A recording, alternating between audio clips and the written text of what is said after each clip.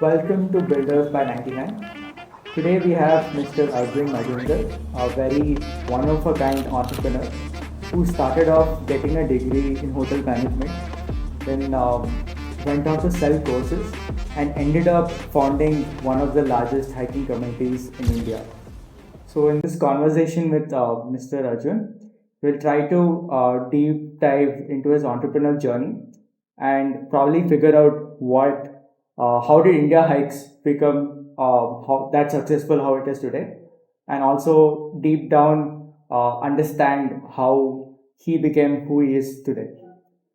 To make the audience connect with you better, is there any thing you want to share? Maybe how you were as a student, or were you always nature enthusiastic, or were you always uh, had a passion for trekking from younger age? Yeah, it's actually true. I did have that. So I'll give a little bit of a background. My father, he was working for the bank. He was a very senior officer in the bank. So in one of his duties, he had to go inspection of branches. And he would go for a lot of inspection of branches in the remotest corners of a country.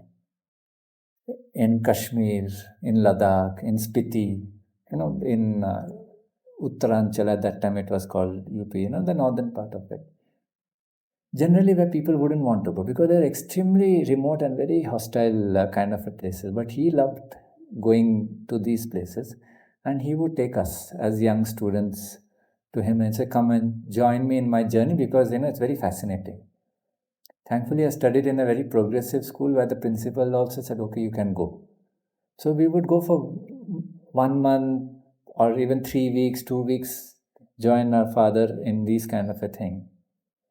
So while he was inspecting a branch in, say, Ladakh or in Spiti, we would, as boys, wonder what to do now because he's busy in his work. And they're all desolate, remote places in the mountains. So we would want to explore and see, what's behind this hill, what's behind, what's after this. We would continuously do that. I'm talking about when I'm 9 years old, 10 years old, 11 years old. So I would do that. So that's how my fascination for the world of the outdoors kind of came in. And by the time, and at that time, dhire dhire, you read a lot of books, books on mountains, books on, adventures of in the mountains, and that also fascinated me. Okay. So by the time I came into my 20s, I was trekking on my own to various places. Or through the teens was more of traveling with my father and things like that. But when I came to my 20s, mid 20s, I was already trekking on my own. And I started trekking straight away. Though I would do a few local treks around Bangalore, I would trek in the Himalayas with my friends. So my 20s and early 30s went into that. Trekking with my friends, organizing treks, going on expeditions of our own, each one little different than the other, more complex than the other. So that's how my love for the outdoors and trekking world came. But in this whole journey of doing this, I also started discovering that it is not easy to trek in a country. Why? In India. Is there any reason? Yeah, there are a lot of reasons. So while I was doing one trek with my friend and another trek expedition mounting, I was finding it very difficult to launch the next expedition. Where do I do it? Okay. And the crux of the problem was that information was scarce. You didn't know where to do because I'm talking about an era which is pre-internet. Okay. I'm talking about a time which is pre-internet, or internet had just kind of started coming into our country. It was very sketchy. So it was not easy to get information. So what we would do, we would, kind of write a letter in a postcard or in a letter, send it to some Rawatji in some gaon, hoping that the letter would reach that person. Sometimes it would reach, sometimes it would never reach, and then you get a reply back. And that person, we had STD booths at that time, so he would come maybe 50 kilometers, taking a bus, taking 5 hours to come down and to make that one phone call, which is no mobile phone, so they would call on landlines and things. So it was very difficult to get information. And I realized that if people in a country had to trek, then the basic problem that had to be solved was of information. So information is what was stopping people from trekking. The more information people had, they would trek. So by the time I came in my mid-30s and all that, so this thought was forming very strongly in my mind that, how do people share information with each other about trekking?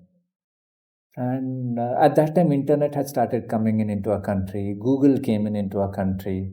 And, the early social medias came into our country. At that time, early social medias were, you wouldn't have heard of it. MySpace. MySpace, I think. It's all extinct now. MySpace, then Orkut came in. So you'll find me there, they're talking about this trek, that trek, and all of those kind of a thing, and, exchanging information. And I would tell people, come, we'll exchange information, then people can start trekking. But that's the start of exchanging of information about trekking in our country. We would do that. But I knew the crux of it is solving the problem of information. And that's where the whole thought of Indiahikes came about. Is that can we form an organization that documents trails? Can we form an organization that documents trails? Because once you document trail, then people can do that thing. Otherwise, trekking in our country wouldn't grow. So I said, okay, yeah, we'll document trails, but I have only that limited knowledge of trails. How much would I have done? Yeah. Maybe only a collection of trails. I knew this person has done that trek. I knew that person had that many trails. So collectively, you have to bring this documentation together, and that became a challenge. How to this thing? So you need a body to bring them together. You just can't do it on your own. So I started thinking that, volunteering in this kind of a business doesn't work. You have to develop a body, an organization that collects this information and puts it up. Right. So I then started putting a team together which would document trails. Right. Where I was also part of that team. But then I was thinking, if I put a team together to document trails, how do you fund it? How do you fund this kind of a thing? So then I realized that in our country there was another problem. One was information where people didn't trek. Another problem was those who trekked didn't like how trekking was done in our country because it was very disorganized. It was very inconsistent. What was happening in Sikkim was different from what was happening in Himachal Pradesh. We would buy, say, rice at maybe 10 rupees or 15 rupees a kilo in Uttarakhand. Same rice would cost us 30 rupees a kilo in Sikkim. And we were wondering, the country is the same. Why is it so different? And people would give some bakwas reason or the other. So trekking in a country, even if you knew the information, was very difficult to mount an expedition, even if you had that information. So I wanted to solve that problem also, that, conducting a trek shouldn't be difficult. Going on a trek shouldn't be difficult. So we thought that can we become that body who conducts treks the way we visualize it, and using that money to document trails. So that is basically the fundamental and the core of what Indiahikes started with. Cut to 2024 is still the same. Okay, we still do that. We are still bringing out new treks in our country. We are still organizing treks to fund those things. But in this whole process, Indiahikes is now India's largest trekking organization. So you made a mistake. You said one of the largest. It's not one. It is by far the largest. Right. Okay. And it is the pioneer of trekking in our country. So where trekking is in our country today is largely because of Indiahikes has brought it there. Right. And this is where it all started. Yeah. So that's the basic story. Long answer. But if you didn't know this background, it's very difficult for you to frame the next questions. Considering the background you just gave us, would you credit your passion for trekking to your parents? Yeah, I'll tell you, it's not just parents. My father obviously took me out to some of the remotest regions of our country, which normal people don't get to see. I have been to Kashmir even before terrorism has started.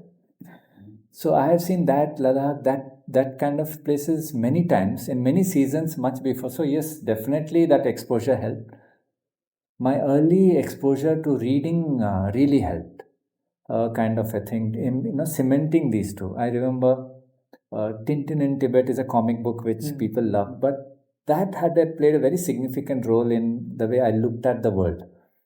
But my earlier, books of reading the mountaineering exploits of very well-known mountaineers of the world also kind of fueled the thing. And then myself doing these small treks around Bangalore on my own, doing these Himalayan expeditions on my own along with my friends. So it is a kind of, it gathered momentum as I grew older. Okay. That's a different way to look at it, I think.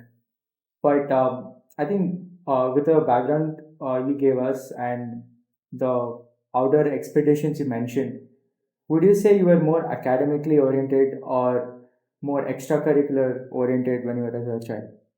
None of them. I was neither too academically oriented, nor I was too extracurricular oriented also. I was not any spectacular in any of these directions.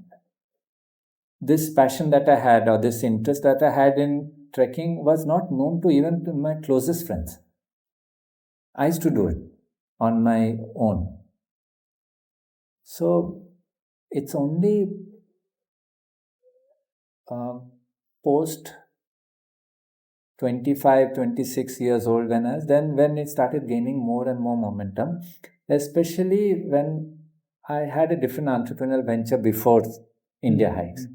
That venture actually kind of gave me a certain insight. The insight was that most problems in our world can be solved only through entrepreneurship. Most problem, if you look at it, anything that we have with us today, whether you talk about your internet services that you're using, your Google that you're using, all of this is enabled and made your life better. Yeah, there are bad things to it, but it has made your life better. And most of them are entrepreneur ventures. They are not government ventures. 90% of the products or services that we use are entrepreneur ventures. And entrepreneur ventures are the ones which actually solve the problems of the world. And this came to me very early in life, thanks to my father's banking world. And he also taught me this, that this happens. So it was very clear to me that to solve any problem, it has to be an entrepreneur venture. Okay. If if you had an entrepreneurship or some kind of a idea back then itself, I think looking through your history which you found through LinkedIn, why was hotel management in the picture in that sense? See, I was very young then. I was 17, 18 years old. So but at that time, you don't really think of these things. Okay. So while these things are running at the back of your mind, you're not thinking about it. But even when I was studying hotel management, I was up to something or the other trying to organize a catering service, maybe a small wedding function or a cocktail function or something like that. I would continuously do this first year, second year, third year. So even while we were studying, group of friends of mine said we'll start this catering services, we'll do this. So it was always there. It's just that once we finished that, then it became a full blown thing that I realized that I didn't want to work anywhere, but I wanted to do something of my own.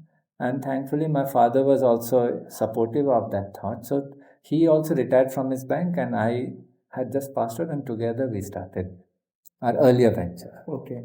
So that's how it was. So I've never worked anywhere. Right.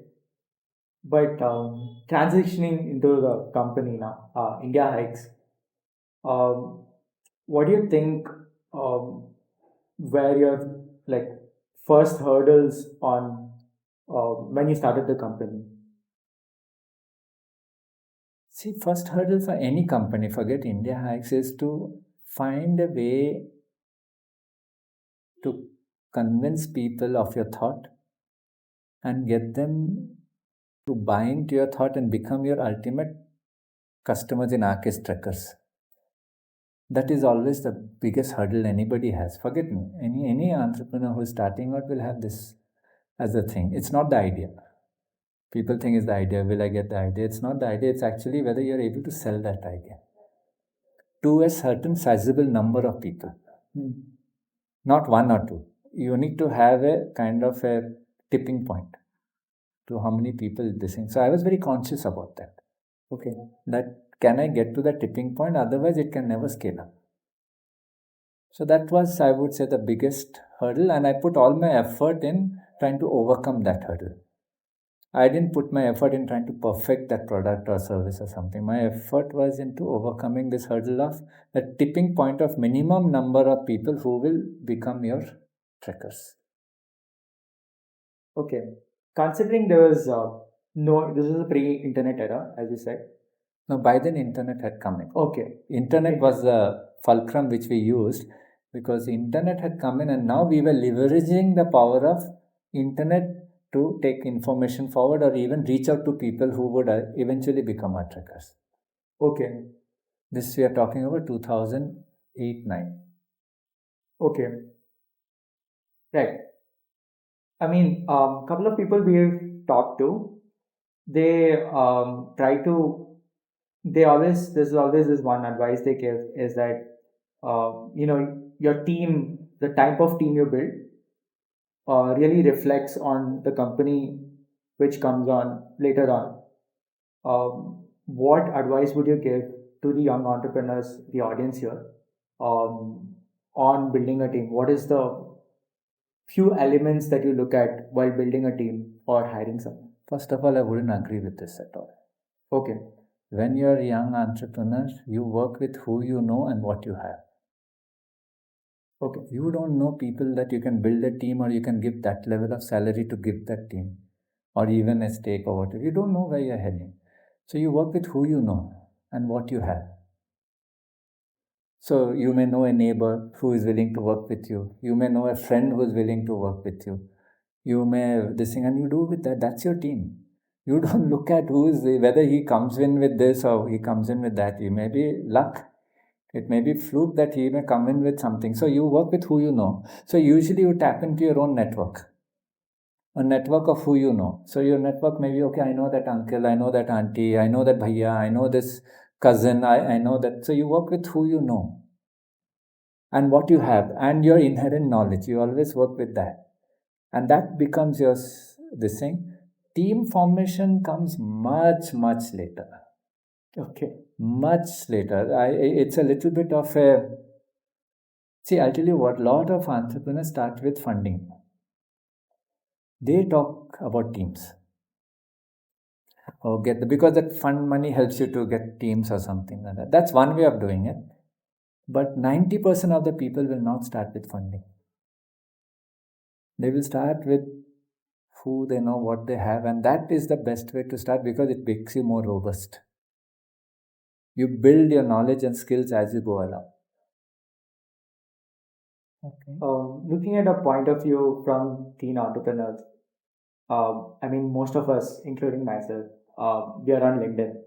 So, as a teen entrepreneur, normally what people do is, they just go on LinkedIn and they try to find similar interested people or someone of their age or maybe somewhere around that range and trying to, connect with them, connect with unknown people. Do you think that is another way of looking at it or a correct way of looking at while you're building? See, there's no right or wrong way of looking at it. Okay, that is one method. What I told you was another method. And you must work with what method applies to you or you think applies to you. You must not go by what people are telling. Your situation only you understand best.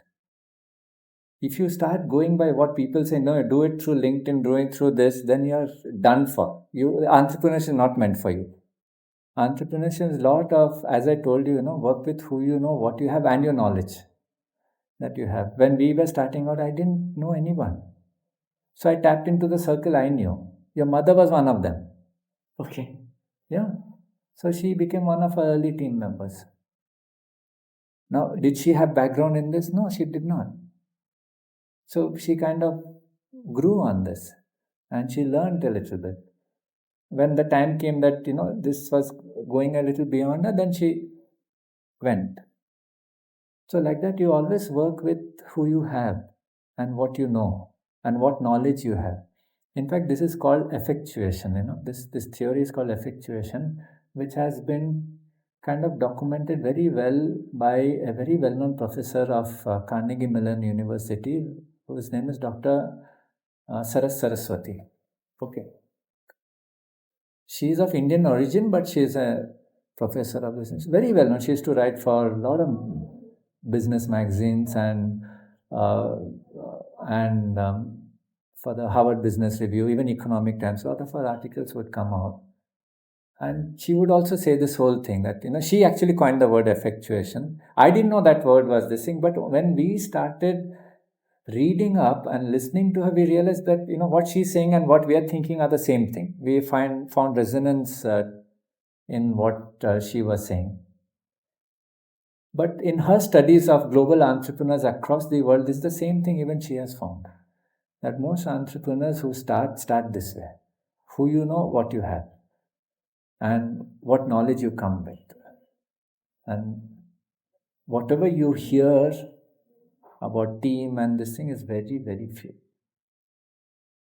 Yeah. Very, very few. Now, considering we know a little about Indiahikes now, what does your day-to-day life look like? My day-to-day life is a lot about meeting people. Every day, that's what I do.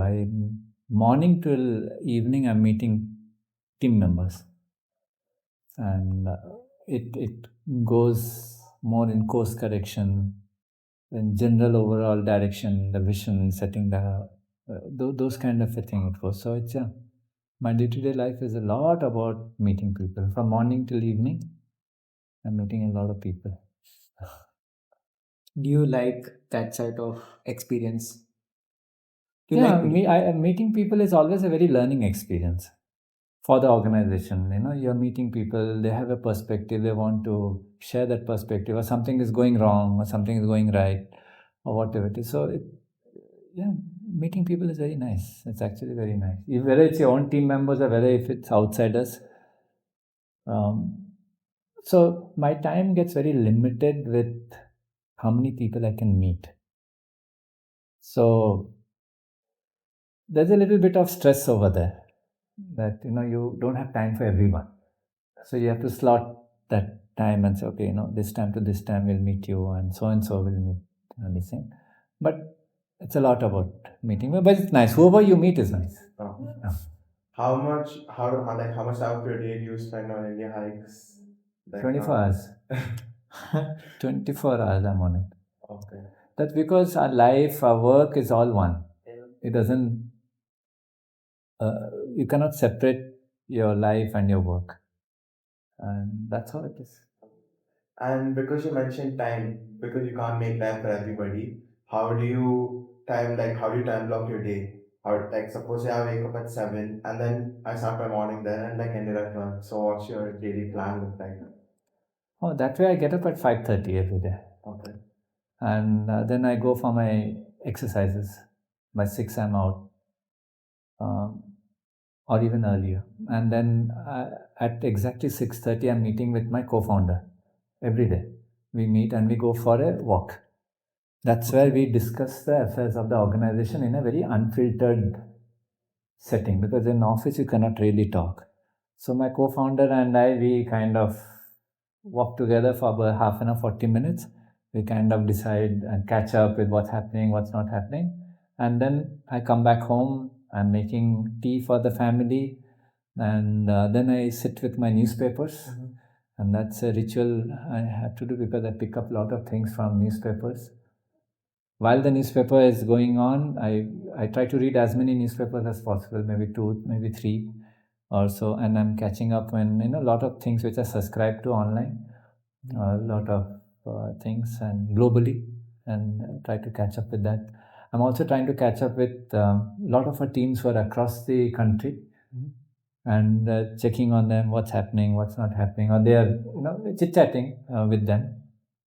So by then, by 8:30, I'm getting ready with having for my breakfast, and then I have my bath and things like that. My breakfast is simple, and I go to work at 9:30 exactly. And then I'm back home by around 7:30 or so. I'm back. Once I'm back, I'm catching up with again rest of the teams, what they're doing, catching up with my reading. I read a lot, so I try to catch up with a lot of my reading. By 10:30, my battery is out. Okay. Knock off. So another question is that not a lot of people can manage their personal life and professional life as good as you are. Because I can see that you're like in the morning you're doing time for your family by like making them tea and sibling with them. Or like probably if you're going for a run, you'll probably take a kid along or like your wife along with you. But in the startup world or like the entrepreneurship world right now, not a lot of people have that time. Because the company they're running or whatever they're building takes up a big chunk of their day and they don't have time to work on themselves or their family. So how are you navigating through the way? See, I'll tell you what, if you're in entrepreneurship, one thing you must realize is that it comes with sacrifice. You cannot have work, life, and everything going nicely. It doesn't happen. And the sooner you realize it, the better. Because then what happens is you can put your energy and focus on one thing and do it well. In my case, the world that I am is very interesting. The world of trekking and this and that. So it keeps us very engrossed. And my family understands that. So they kind of work around that. But entrepreneurship, not for me, but for everybody, you find a lot of meaning in it. When you find a lot of meaning in doing what you do, then you stop disassociating work and life. It is one. When you don't find meaning in whatever you're doing, then you must definitely have work and life. Yeah. So the difference is whether your work gives you meaning or not. If work gives you meaning, then work life becomes one unit. But if it doesn't, then I would very strongly say keep your work separate, keep your life separate. Okay. Yeah. So a lot of people say, no, मुझे काम जाता है, मुझे बहुत ये होता है, मुझे ऑफिस में टेंशन है, बॉस ने ये बोला, वो बोला, ये क्या, वो क्या. Please sit and relax. Oh. But in our case, that is not. For us, work gives tremendous meaning and satisfaction. So why would I even want to separate it? Seeing that the company is spread out on a wide spectrum with maybe connections of uh, uh, guides in maybe the remotest parts of India, how do you keep all of them connected to the company? See, this is actually a very nice question because we are working remotely. 2,000-3,000 kilometers away. I'm sitting here talking with you, and the work is happening even as we are talking. There are numerous treks happening at a very high quality, with very high level of precision it is happening. It happens mainly because of two things. One is the values of the organization. If the values of the organization is strong and you're able to take that value across to the last mile of the people who are working along with you, your team members, then they don't need supervision. Because they understand the value, they understand the reason why you're doing, and they inculcate it. It becomes their reason also. And then they use that. Okay. So it is very, very important that the values and the culture of the organization is taken to as last mile as possible. And that's the challenge that we have, that how do you take it? So for that, you need to go through a lot of training, lot of workshops, lot of meeting, lot of understanding, lot of sharing of thoughts. You do that. Also, what helps is that training helps a lot. Training of team members helps a lot in making sure that the quality at the last stage is of a very high quality. So, training and values and culture, these are the two things which matter. Okay, I think one of the questions which many people asked us to ask was that normally any entrepreneurial journey is not perfect, right? There's lots of even step backs. Is there any memory you would like to recall which you learned a lot from? Any, I wouldn't call a mistake, but anything you'd look back to and say to your older self, and you would like to advise that older self, okay, maybe this is something you should have not done. No, it doesn't work like that. I'll tell you what, setbacks are happening every day, even as I'm speaking with you. Like continuous setbacks you face. In fact, you face more setbacks than good backs. That's how the life is. And learning how to overcome that and having the resilience to overcome that and the humility to overcome that is what makes the entrepreneur. So setbacks are so much part of our life that we have stopped seeing them as setbacks. Even as I'm speaking to you in our Kashmir treks that are happening, a number of problems are happening. Like yesterday, you've heard there was a shootout happening in Anantnag area. Now our dreams are blocked. They don't know what to do. How will they go forward? Because permissions have not been given. The army is cordoned up the area. How do you trek in such situations? So who do you go to for help? What do you tell your trekkers? They have come there no, after preparing for 6 months. They have booked their flights, they booked their thing, and if you tell them that tomorrow kal nahi ho raha hai aapka trek, they're jumping. What do you do? So these are setbacks, organizational setbacks. A lot of setbacks are happening every day. So it's not like one big setback because these are happening all the time. You become very stoic about it, and that's your kind of philosophy in life. You're just like, okay, good, bad, we'll deal with it, and that's how you deal with it. You don't start celebrating if something nice happens. You don't start crying when something bad happens. You go with a straight face. So what you're saying is like how much of a success or failure you felt you should be the same person and like Not same person. You just deal with it with a lot of stoicism. okay. Lot of stuff. You'll never find me, going hi-fi, ye wo, party do, ye karo. You'll never find us doing that. Okay. At the same time, you'll never find us also that something bad has happened. "अरे, रोने लग गया, अबे क्या होगा? What is going to happen? What are we going to do? The end has come. Even that you will not find us this thing. Okay, if setback comes, we'll see, we'll how to tackle it. We'll sit together, we'll have a meeting, we'll discuss it, we'll put our heads together and say, okay, chalo, let's do this. If that, and then that's how we go. How did you build that mentality and like the resilience to look at a problem that way, but also to like not let your success get to your head and like always be grounded? I think it comes from the world of trekking. Okay. See, when you go on a trek, no, you are faced with obstacles 24 hours.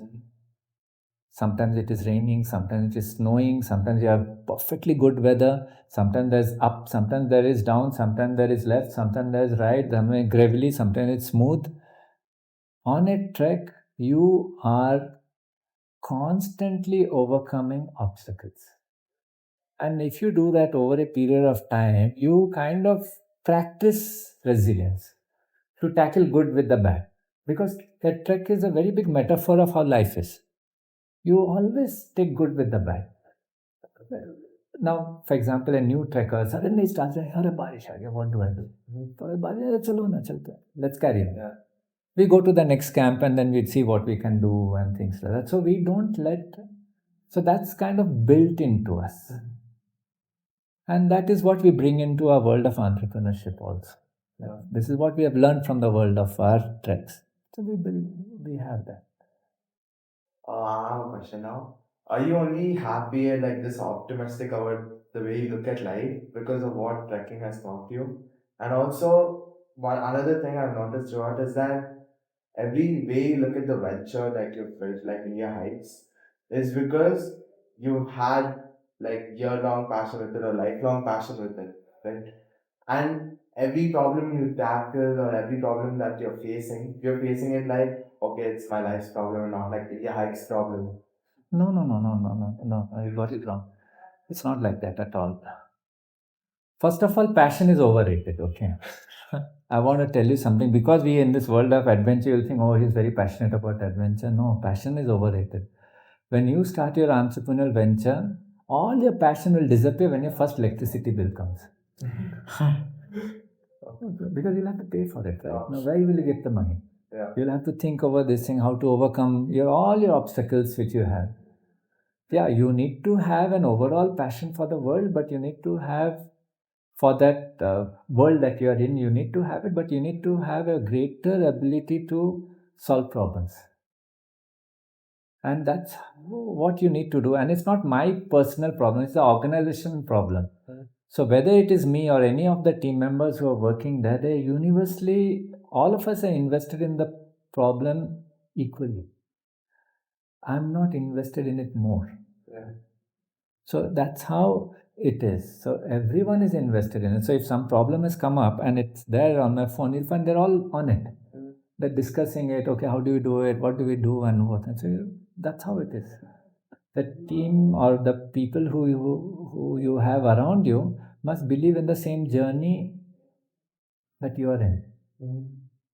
And that is your difficult journey, is how to get them to believe in the same journey. That's where the vision, the culture, the value system that you come with plays a big role. Because you know what? People are educated, right? You cannot say, oh, I'll give you big money, you come and join. Yeah. That's not the reason. I cannot tell you boys something like that. And that's not the reason how you look at life. Or whatever you have told me this evening, you look at life very differently. You are looking at life where you can do something, make an impact, create meaningful contribution to society, to yourself. None of it I've heard from either of you as I want to earn so much. Yeah. You didn't even mention it once. And that's how it is. So if people say, okay, you have to pay your team members this, that, and all, they're not going to be there for you. They have to identify their life with the journey. So that's how it is. That's the journey of any entrepreneur. One question, because you said passion is overrated. I've seen a lot of internet gurus myself, like saying that, okay, find your passion, build your venture around it, and that will keep you going.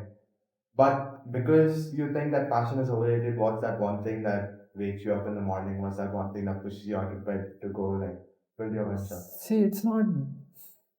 See, you want to have a very, like for us, we believe in the journey very, very, very strongly. You may call it passion, you may call it some other name, but we believe in the journey of what a core thought is. Like in our case, we want everyone to trek. Because trek is very transformative. It's very transformative. We want that. So everything that we do circles around that. And so I don't think I get up in the morning and say, okay, this is what my journey is. That has been ingrained in us. So every day we wake up, it's like we go to work. Like how you would go to work in an office, even I go to work in an office. It is no different from that. Except the office is very much tuned to the way we visualize it. That's all. There's no difference. If an entrepreneur was watching this podcast, maybe looking at a more technical aspect, that is funding your idea, or let's say monetizing your idea. In the case of Indiahikes, how is it possible? Like what steps did you take? Or in another way to put it is, what did you do so that you could monetize your idea? Or I mean, when you mentioned the electricity bill, I think a major part of becoming an entrepreneur is also getting funding to your idea. So how is it possible? I wouldn't say that. I don't think that's the major problem to Okay. get funding for your idea. But your major task is to find that minimum viable number of people who will become your customers. That is your major task. So now suppose you are in any business. Say your business is, I want to set up a shawarma stall in Commercial Street. Just for the heck of it, I am saying. You want to set up a shawarma stall in Commercial Street. Now you know. Now you have to ask yourself, what is the number of shawarma rolls that I need to sell per day for the next 6 months, which will tell me my business is very viable. That minimum viable customers that you want for it to grow. That means you now realize that with what one shawarma roll, I can take that and make 2 and 3 and 4 and 6 and so on. That's how you're looking at growth. You're not looking at having only one shawarma stall. Many people don't come with this basic knowledge that I need to have a minimum basic viable number with which less than that I will say I quit. More than that is where I will go. Most people are banking on the strength of their ideas or the strength of their funding. That is not a wise way of going about it. The wise way of going about it, suppose I am in a tech and I am making a software product. How many people should buy my software product? What is the basic number from which I can scale? So this is the whole thing. So how do I sell that? For that, what money I need, I will see where do I get it. But eventually, nowadays, of course, in tech world and all that, you do go for a lot of funding and things like that. Yes, funding is important, depending on which world you are in. A lot of new age industries require funding to start with. But funding or no funding, that this is very important. What is your minimum viable customer or people who you will do business with? So a question I get from that is, a lot of people don't know like how to set that like minimum viable customer like number, and like you also don't know how fast you'll hit it. Like I might be able to hit it like in the next 2 months, but I might not have the resilience to like stay in it till then.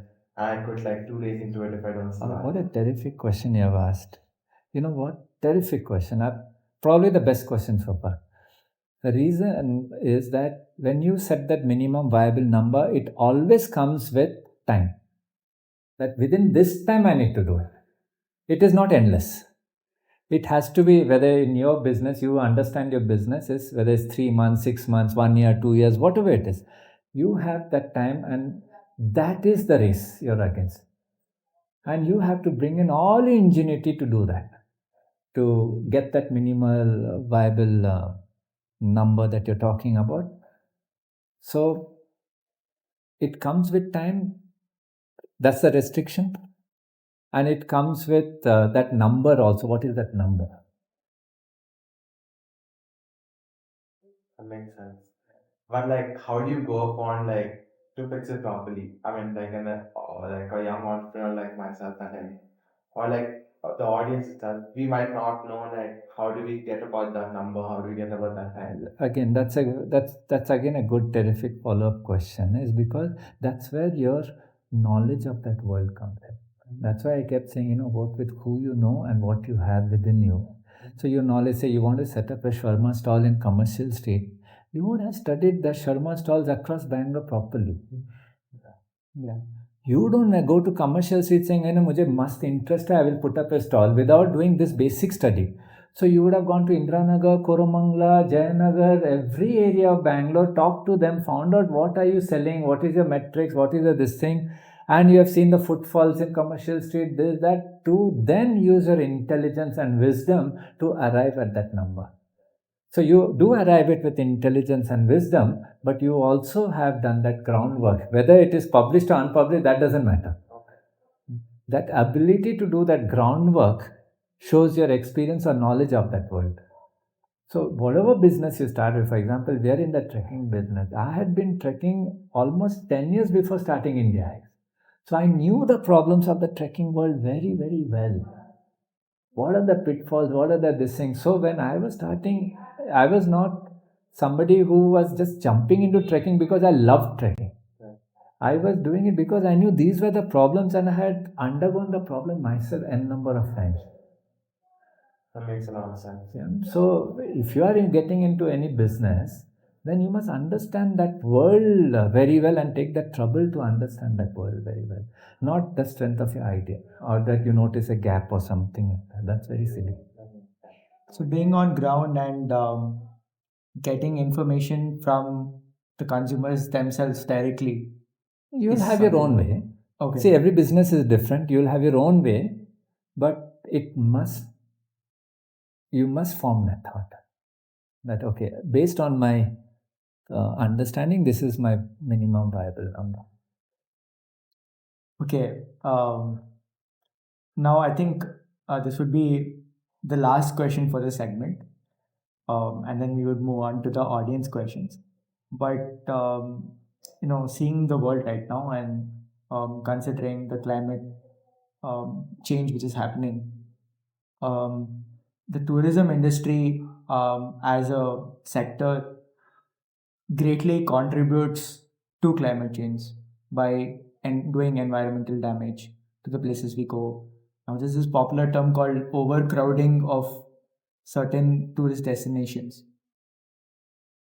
According to being an industry veteran or being someone who's there in the tourism industry, what solution do you think would No, it's a very real problem. Climate change is a real problem, and we have been affected largely by that. Because right now, even when we are speaking, mad rains are happening in Himachal Pradesh.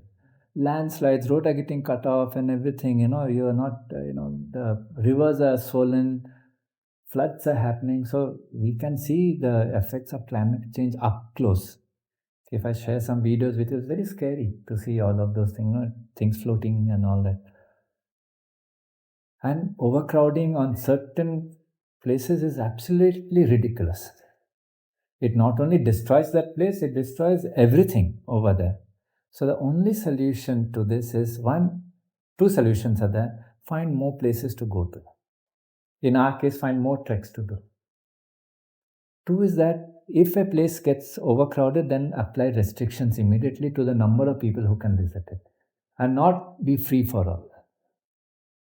Only when you do that is where people are compelled to find new places, and there are n number of new places in our country. Two is that it helps to control the damage which over tourism does. Over tourism is ridiculous and it's absolutely must not be encouraged. If someone were to get into a service-based industry or into the tourism industry, what advice do you think you would give them? I think they must find their own niche. Finding your own niche is very important. Otherwise, if you want to take on the big place, then you need to come with big money. But that's not possible generally. Even if you have a lot of money, it will not help. So you must find a niche, and your niche is what, and you must be able to talk about your niche to your target audience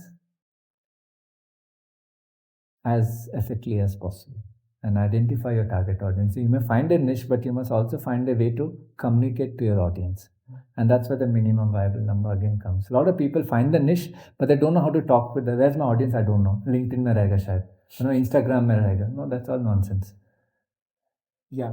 One question I have before you move on is that hiking as a thing, probably seen by me as a hobby, seen by as a hobby, probably seen by you initially as a hobby. But how do you get like your parents to believe in you and like the people to resonate with like what you're building? Because if I came up to you and told you, okay, I'm building a hiking company, do you want to join me? I'd be like, okay, it's a hobby thing, I'll probably join you. Like that's the single-faced view we might have. True. But because you have so much experience in the field, like on like site you've seen like probably when you're hiking you'd have probably seen like a rare species or anything. The amount of learnings you would have taken away is like insane. How did you find like people to get to resonate that with you? First of all, whoever works with us is not working with us because we are a trekking organization. Number one, I want to clarify that. As I said, trekking as a hobby and what we are doing are very different things. What we are trying to do is we are trying to change the future of an industry in a country. And that's the journey people are in. They want to be part of that journey. Like for example, somebody says that I'm working for Google, I'm working for Microsoft or Apple. They're changing the future of tech industry in the world. That's the journey they would like to be. So we are changing the future of how the trekking industry is in our country. That's the journey they are in. So they want to be participative in that journey. They love trekking on their own, or they grow to like trekking. That's a side benefit. Yeah, that's not the main reason. Main reason is they're in the journey that I want to join this company because I can do this. I think even I have one last question. This is purely out of my curiosity. So, considering again, this is a tourism somewhere there as an industry. How do you? I mean, if this is some other industry, like suppose you have you sell tea, you will have you're sure that okay, after 1 month I will have so many recurring customers after a point. But I personally find that in the tourism industry, that is very disorganized.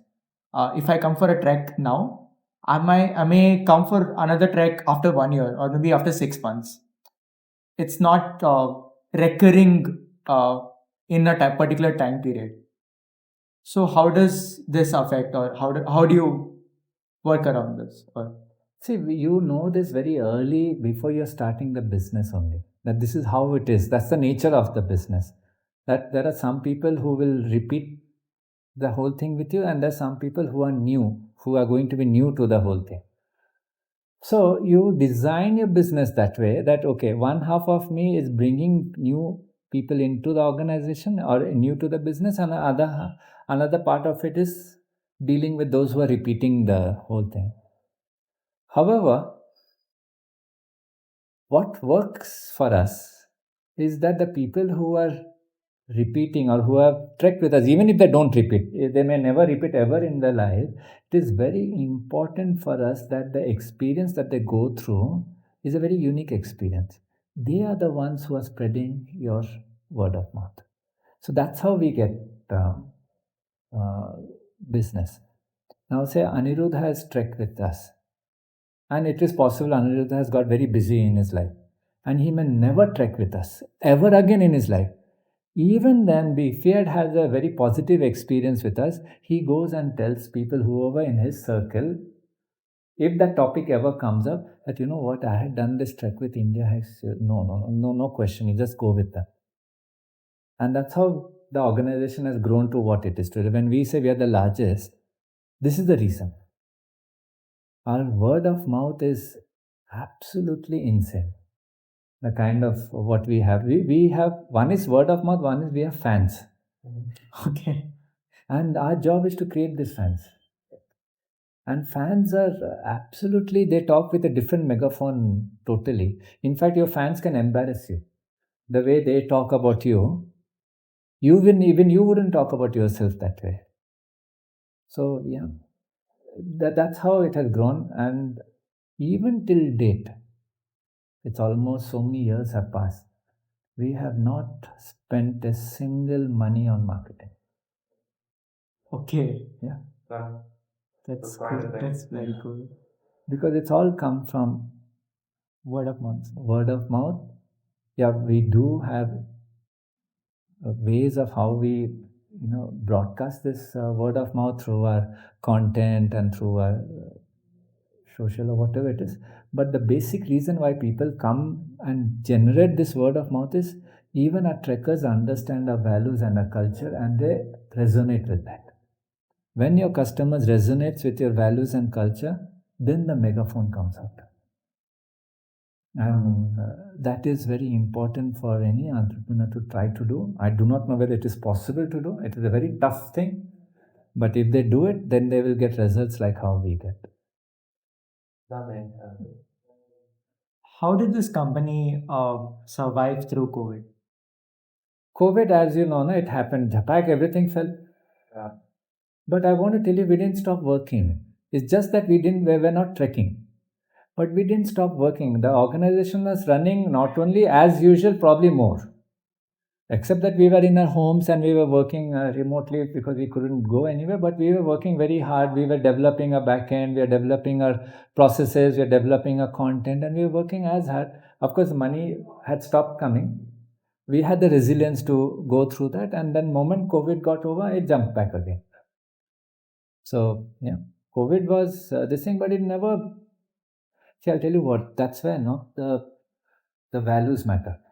Values. Values of the organization matter. I'll tell you what happened is, I'll share a very interesting story.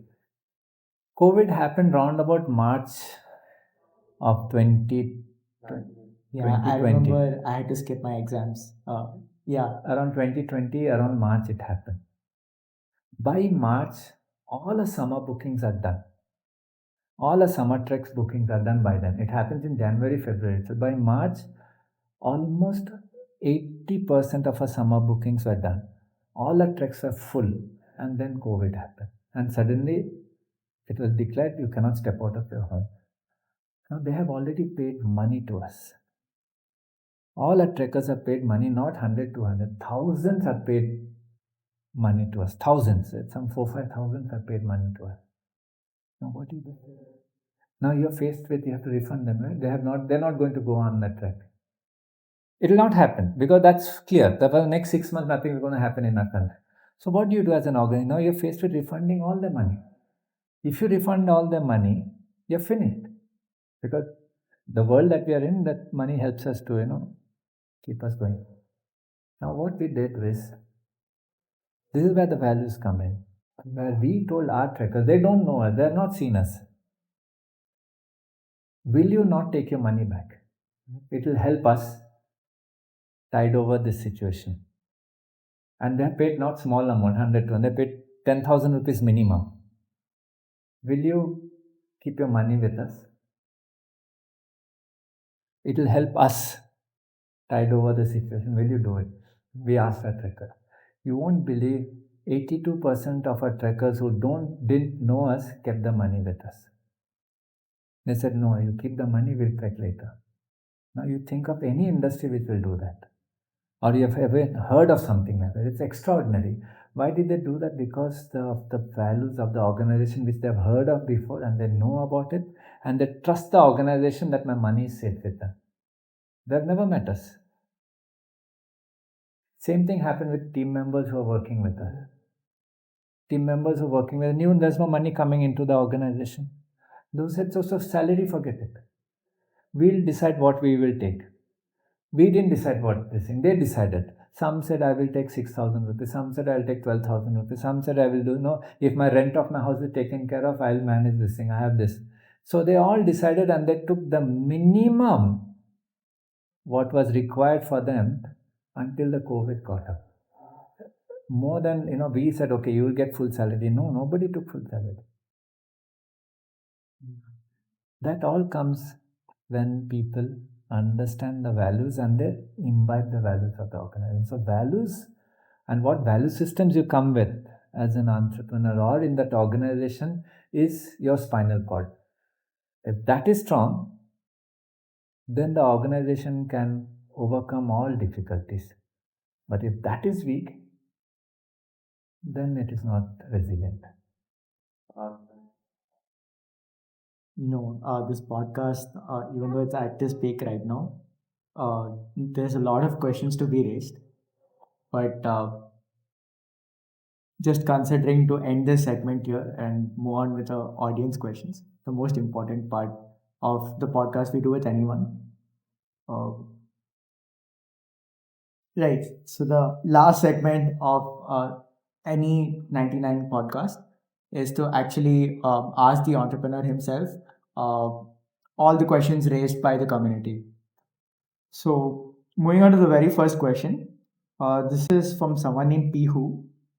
Um, so, this person asked, who wants to know how you went through? Okay, he wants to ask basically about the funding aspect of the company. And how many rounds? How do you raise money in the rounds? What was your pitch like? And what does an ideal pitch should look like so that you're able to market your idea? As I told you, we have not taken any money from anybody. We're absolutely self funded. So I cannot answer this question. But knowing I have a lot of friends in the venture world, and whatever they've told me is that if your thought is strong and they see a viability in it, getting money shouldn't be. Shouldn't be a problem. And I would always encourage people to take less money and not more money, because the temptation is always to take more money. Because they hear na newspaper magazines, itna $1 million, itna ye, itna wo, and all that valuation at this much, that much. But my recommendation is take as less as money as possible, because remove the word startup in your head, remove the word entrepreneurship in your head, because those have kind of clouded people, made it more glamorous than what it is. आप धंधा कर रहे हो, business कर रहे हो, जितना कम पैसे से लोगे, better it is, because you somewhere or other the money has to be given back in some form or the other, so they take as less as possible. Right. It's different way of how you can look at it, definitely. But like I feel that not a lot of startups or like ventures right now look at it this way. Definitely. Because it's all about, okay, if this much is my valuation, the That's because they are interested in the valuation game. That's where they get their ego massaged. We are in the world of business. Our job is to grow the business because it affects a lot of people's lives. So you must understand what world you are in. So if you are in the wrong world, if those things give you ego massage, you are in the wrong business on. You get out of it. Okay. But like everybody is running the rat race of like, okay, I gotta come in and World is like that now. What or can you tell them what is? If the better sense comes, that's why they fail also. Na? Most of them fail. They don't develop all this resilience and all of these things that I'm talking about, because once the valuation goes up, they don't have money. Like Byju's? No, Byju's is a big case, you leave it. I'm sorry, people, n number of organizations whose name you have not heard of, startups you have not heard of. Every day in Bangalore, at least some 100 startups are coming up. What is happening to them? Profitability over valuation is something important. As soon as possible, yes. As soon as possible. That's why that minimum number, that's why try to become profitable. And that's why remove all these fancy thoughts in your head, that startup, entrepreneur, and all of those kind of things. Dhanda kar rahe? Dhanda kar rahe. Makes sense. I mean, that's like a very minimal take on it, but like it also has a great impact on how you look at it and like the way you go. Change your point of view. Don't be enamored by what you read in newspapers and magazines or podcasts. I think the next question is from Aditya. So this gentleman, he wanted to know what the younger generation currently thinks about hiking. Since you have been an industry veteran, what are the trends you see in the tourism industry or in the hiking industry? How it has changed. Greatly it has changed. It's changing every day. When we started our treks would be very high altitude treks, all going above 14,000, 15,000 feet, They would be those treks. Now, and again, thanks to Indiahikes, we brought in this new kind of trekking in our country, where now people are willing to do treks even at 6,000 feet, 7,000 feet, 4,000 feet. We have currently today, as I'm speaking with you, we have this beautiful trek happening in the middle of Madhya Pradesh, in the Pench Tiger Reserve. Earlier, people wouldn't imagine they could go there and trek there. Now we have treks there, and they're okay with it, and they love it. So the whole nature of trekking is changing in our country, from where it was high altitude to normal, let me go out to the outdoors and trek. That is the change which is coming, and young people are, kind of embracing this change. Earlier, they were very fascinated. मुझे इतना altitude जाना, उसके बाद क्या है? Now they're okay. Today we have a first group of treks starting in the Pench Tiger Reserve. Who would have thought that you could do a trek in Pench? Who could have thought you could do a trek in Chhattisgarh? Who would have thought you could do a trek in Odisha? But they go full. Right. So that's changing. Right. While we're speaking about this, I think, as you said, word of mouth, even in social media, personally, because I scroll a lot, which shouldn't be ideal, there are people who actually go on these treks and promote them, like not necessarily India hikes. They just go, okay, okay, hi friends, this is the hike 20 kilometers from Bangalore and all of that. So most of them in those reels say that we have used India hikes guide for that guide. I'm not sure, maybe it's some kind of a thing on the website. They use that as a baseline for them to do the trek. What is the idea behind this? That's what I started with that, no? That the whole thought was to document trails. India, and we primarily still are. So I think more people come to our website to take advantage of our documented things to do the trek on their own, and that's what we want. We want everyone to trek. That doesn't mean you trek with us. Okay. You just trek. That's what we want in our country. That's our vision. We want everyone to trek. So use the guides, take it, download it, make a PDF, just go ahead and do the trek. You must trek. That's what I kept telling you when you first came. And I want him to trek. My interest is not whether you trek with me or with us. Just trek. Because that's so good. It's very transformative. Right. So your vision transcends beyond just your company. Yeah, company is one small part of it. Everyone must trek. That's what the journey everyone is also into. Whoever is working along with us is also in the same journey. They want to see this. Yeah. It makes a lot of sense. The next question I think is somewhere in that direction itself. So this is from Shashank. He is asking, as an amateur hiker, what would you recommend? What place or what trek would you recommend to? I would always say start around your home. Do treks around your home. You start loving it, and then pick up say treks in anywhere in a country where you want to go. Any state in a country will have treks to do. Find out, research, go online, go there, which is maybe 100, 200 kilometers from your home. That would be a first, stepping out adventure. Or if you want to do a Himalayan trek, then go and do an Himalayan trek.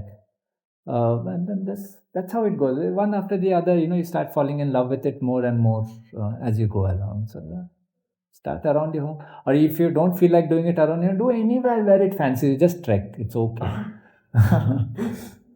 It doesn't matter where you do it. Just do it, because once you do it, you will see a very big change within you. The way you look at yourself, the way you look at the outdoors, your world, it's a very big difference. Right. So this is the end of the segment, and probably the end of the podcast. But I think one question we ask in each and every podcast is that what is this one question or one thing or one part of the conversation you would like to highlight, or what is that one advice again you would like to address to the audience regarding starting your own company or doing a catering to a business. I would say preparation. Preparation matters. Most people are very unprepared. They go on the strength of their ideas and not enough preparation. Just like very well, if you're sitting for an exam, the more you prepare, the better you'll score. Yeah. Preparation. Relatable. Yeah. So it's the same with entrepreneurship or business also. The more you prepare, the more you'll overcome the ups and downs of it. The less you're prepared, the more jhamela you'll get into. So, and what I notice is that people don't prepare enough. They go more by the strength of their thought, strength of their idea. So that, इसमें अच्छा है, market है, we'll do it. But they probably have, like the shawarma stall, kind of an example like it. One question I'd like to ask for the audience is that because we all are young, we all have that driving force where like, okay, what are I doing is right, what do I think is right? But how do we stay grounded and like how do we evaluate ourselves and keep us going in the right direction? I think one big trait everybody must have, if especially you're planning to get into entrepreneurship or business, is to have a lot of humility. If you have humility, then you will ask good questions. If you have humility, you will always put others before self. If you have humility, you will always be curious. If you have humility, you will learn how to sacrifice. So, develop humility. Right. With that beautiful note, I think this is the end of the podcast. Thank you so much to give your, I mean, almost a major part of your Sunday just for this podcast on the request of two young Random teens, teenagers. random teenagers. One of them who came from Whitefield and one of them who just happened to know you. Thank you so much. That's how it works. This was a learning experience for all of us, and we hope it's a learning experience for them too. And hopefully, you learn something from us. I mean, we Yes. know it's not as much as Yeah, value that you gave to us, but like hopefully something was yes, there. yes. That's why I ask you so much of questions. My job is to learn from you.